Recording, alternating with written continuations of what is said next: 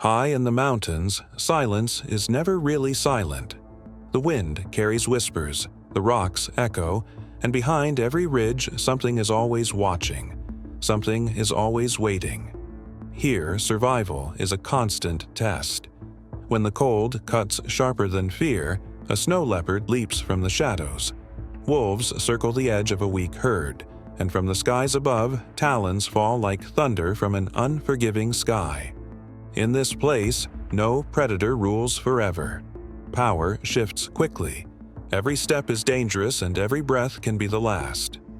This is the wild Highlands, a land where stone, wind, and instinct shape every life. The snow leopard, ghost of the peaks. Among all the hunters here, one stands out as both mysterious and powerful: the snow leopard. Known as one of the most secretive big cats on Earth, it lives in the mountains of Central Asia, often above 13,000 feet, where oxygen is thin and the air bites with cold. Up here, every hunt is not just a fight against prey, but also against gravity itself. The snow leopard's body is perfectly designed for these extremes. Its wide paws spread out to hold its weight on snow, almost like natural snowshoes. Its long, muscular tail acts as a counterbalance, helping it stay steady on steep cliffs where one slip could mean death. Every movement is careful, precise, and full of purpose. The leopard feeds on many animals, but 3 species make up most of its diet: blue sheep, Himalayan ibex, and marmots. The blue sheep, also called barral, are clever and fast climbers. They live on cliffs and rocky slopes where most predators cannot follow. But the snow leopard is not like most predators. It stalks quietly from above, using rocks and shadows as cover. When it gets close enough, usually between 65 and 100 feet, it strikes with explosive speed. There is no loud roar, no long chase. There is only one leap, one attack, and one chance. With its powerful claws and jaws, it grips tightly, even as both predator and prey slide dangerously down the mountain slopes. When blue sheep are not available, the snow leopard turns to the Himalayan ibex. This is a much riskier choice. An adult ibex is huge, often weighing more than 200 pounds, and carries sharp horns that can easily kill a predator. But hunger forces the leopard to take risks. To succeed, it uses the mountain itself as a weapon. It waits for hours on high ground watching the herd below, searching for a young or isolated ibex. Then, with perfect timing, it leaps from above using gravity to gain deadly momentum. The attack must be quick and clean. One strike aimed to end the struggle before the ibex can fight back. Sometimes the snow leopard dares to hunt something even larger: yak calves. A young calf may wander behind the herd looking like an easy target, but hunting them is dangerous. The herd is large and the mother fiercely protective. The leopard lowers its body, moves silently, and locks its eyes on the calf. But at the first sign of danger, the herd reacts. The calf bolts and the leopard retreats, disappearing into the rocks before the adults can strike back. In this harsh land, even the strongest hunter fails more often than it succeeds. Here, survival also means knowing when to give up and save energy for another chance.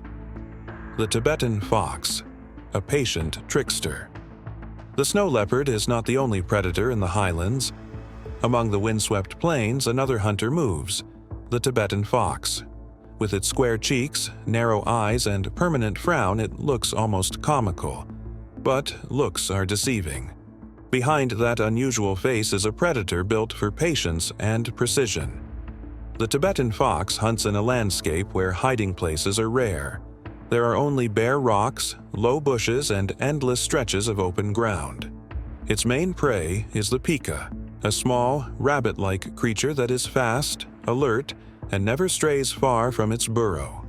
The fox does not waste energy with long chases. Instead, it crouches low and moves steadily, each step part of a rhythm shaped by hunger. When the moment feels right, it lunges. Sometimes it catches its prey, sometimes it fails. But here, failure is not the end. It is a lesson, preparing the fox for its next attempt. though mostly solitary, the Tibetan fox sometimes crosses paths with another small predator, the Pallas's cat, also known as the mantle. When both compete for the same burrows or hunting grounds, tension rises quickly. What follows is usually a short but fierce clash, fur flying, claws flashing, before both retreat back into the silence of the plateau. The golden eagle, precision from the sky. Above these highlands, another hunter rules the skies, the golden eagle. With wings over 7 feet wide and eyesight 8 times sharper than a human's, it can spot a marmot from half a mile away. From its high perch, the eagle scans the slopes carefully. A marmot breaks cover moving toward a patch of grass near its den. The eagle folds its wings and dives with deadly accuracy. But this time, the marmot slips back into its burrow just in time. It lives another day. The golden eagle usually hunts smaller prey like marmots, rabbits, or birds, but sometimes it dares to attack larger animals, fox kits, young deer, or even other birds in midair. Such hunts are extremely risky. A single mistake could leave the eagle injured or grounded. That's why timing is everything. In the skies of the Tibetan Plateau, survival depends not on strength or size, but on speed, precision, and fearless strikes. The Pallas's cat, the silent ambusher. On the ground below, another rare predator waits, the Pallas's cat. With short legs, flat ears, and a face locked in a constant scowl, it almost looks like a cartoon character. But behind that funny appearance lies a serious hunter. Unlike other cats, the Pallas's cat does not chase. It specializes in ambush. It crouches low, perfectly still, waiting for the right moment. Its favorite prey is also the pika, but competition is fierce. Golden eagles hunt it from above.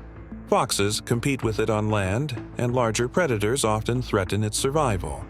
For the Pallas's cat, the greatest danger is not hunger, but being hunted itself. Still, it waits patiently, even as snowflakes drift down on its fur. The Tibetan wolf, relentless on the steppe. Across the barren plains of the plateau, the Tibetan wolf roams. Unlike its northern relatives, this subspecies is lighter and more adapted to constant cold and scarce prey. In the distance, a herd of domestic yaks grazes. A calf strays too far from the herd, and the wolves see an opportunity. They give chase, but the herd protects the young. The wolves eventually retreat, tired and hungry, with nothing to show for their efforts. Here, even teamwork does not guarantee success. In the wild highlands, every predator lives under the same hard truth. No hunt ever comes with a guarantee. More often than not, the chase ends in failure rather than success. Yet even in defeat, lessons are carried forward. Each failed attempt sharpens instincts, each risk taken builds experience, and every hunt, won or lost, becomes part of the never-ending struggle to survive. Nature does not speak with a voice, yet it communicates in powerful ways. It speaks through silence, through stillness, and through the quiet patience of creatures waiting for the right moment. It reminds us that true strength is not only measured by raw power or speed, but also by resilience, by the will to endure, and by the wisdom to wait for opportunity. Survival here is a balance between force and patience, courage and caution, persistence and restraint. If you enjoyed this journey into the wild, please like, share, and subscribe to support us. Thank you for watching, and we'll see you in the next video.